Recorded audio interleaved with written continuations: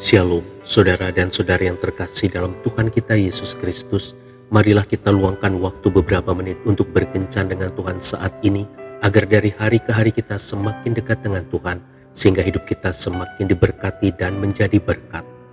Pembacaan dari kitab 1 Raja-Raja bab 2 ayat 20. Berkatalah perempuan itu, suatu permintaan kecil saja yang kusampaikan kepadamu, janganlah tolak permintaanku.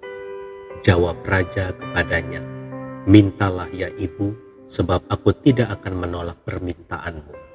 Demikianlah sabda Tuhan, syukur kepada Allah.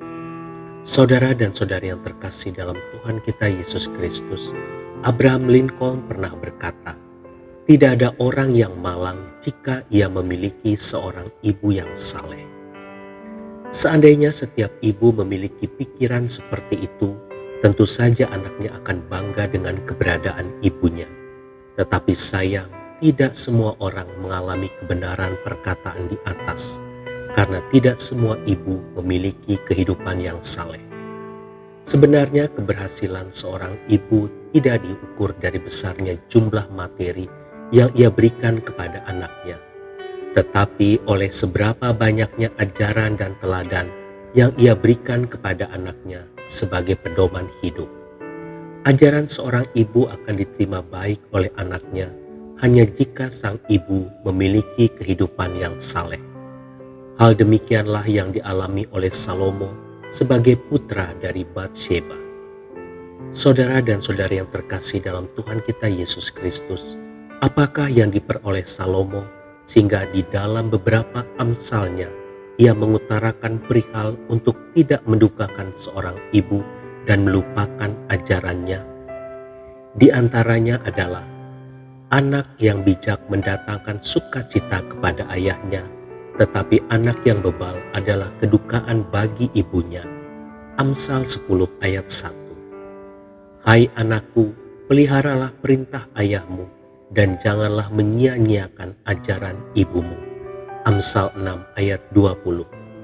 Ini merupakan contoh bahwa Salomo mendapatkan pendidikan yang baik dari Batsheba ibunya.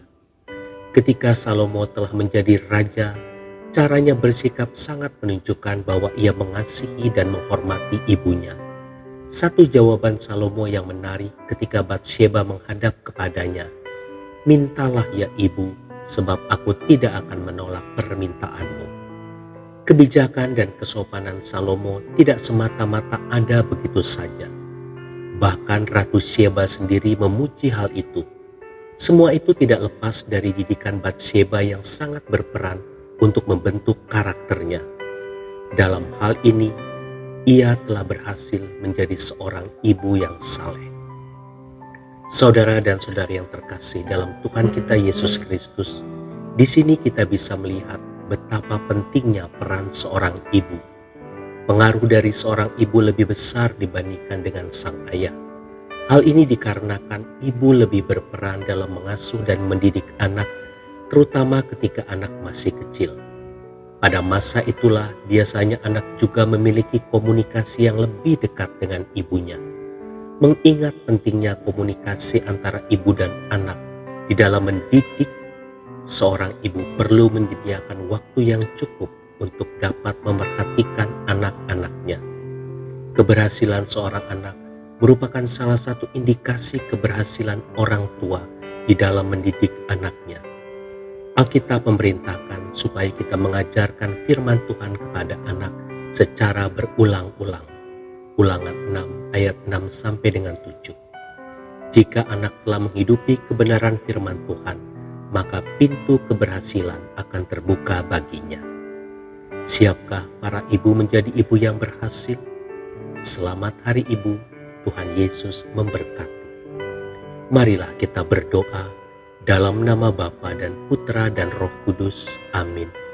Tuhan Yesus, mampukanlah setiap ibu untuk menjadi ibu yang saleh, supaya ketika mereka mendidik anak-anaknya di dalam kebenaran-Mu, anak-anaknya dapat menerima dan menerapkannya dalam hidup sehari-hari.